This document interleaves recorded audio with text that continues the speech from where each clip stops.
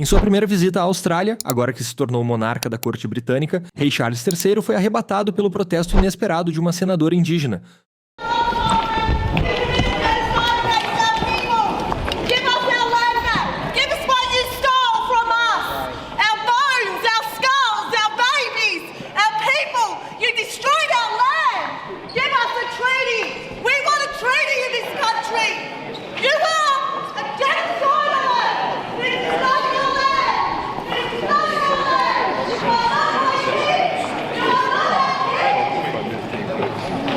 Durante o evento, Charles buscou reafirmar seu papel como chefe de Estado e ressaltou a importância da relação histórica entre os dois países. Today I am proud to follow in the footsteps of my late mother, Queen Elizabeth II, who spoke of the warmth she received from her first visit in 1954. This was a feeling which I know she returned in equal measure.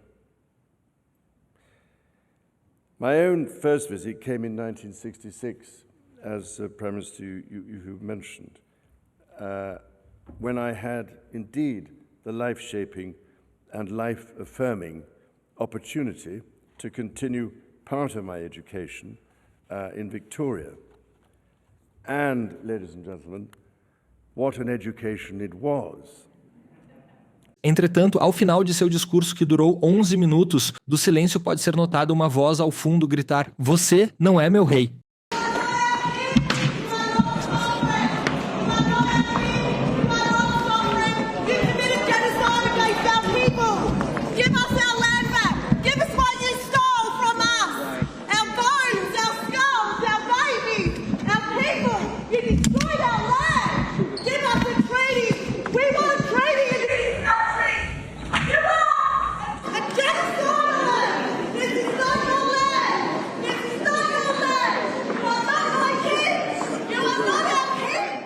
Do lado de fora, perguntada o que e o porquê de seu protesto, a senadora disparou. I wanted to send a clear message to the King of England that he's not the king of this country. He's not my king.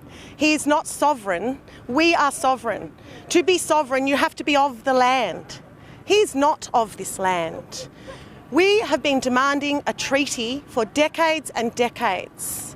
There is a sophisticated genocide going on against my people. We have almost 24,000 Aboriginal and Torres Strait Islander children that have been taken from their families.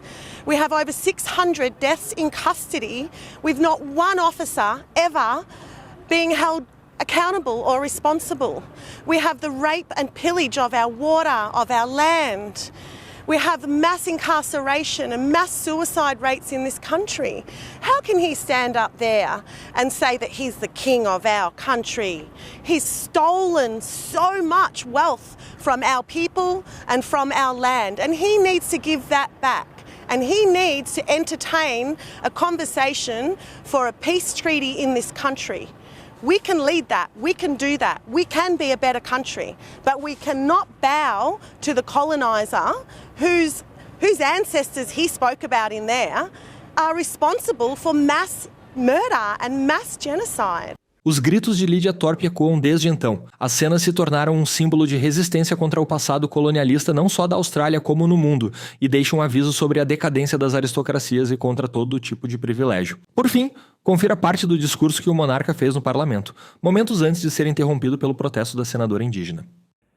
Today I am proud to follow in the footsteps of my late mother, Queen Elizabeth II, who spoke of the warmth she received from her first visit in 1954.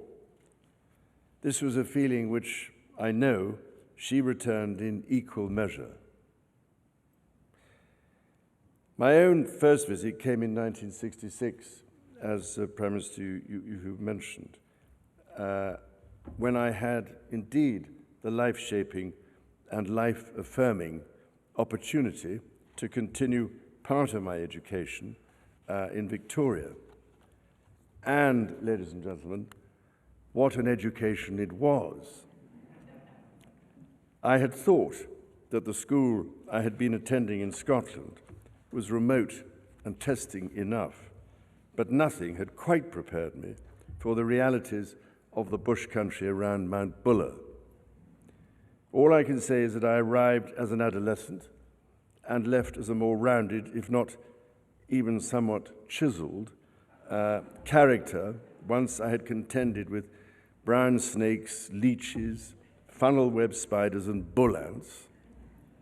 And bearing in mind, this was very nearly 60 years ago, being given certain unmentionable parts of a bull calf to eat from a branding fire in outback Queensland.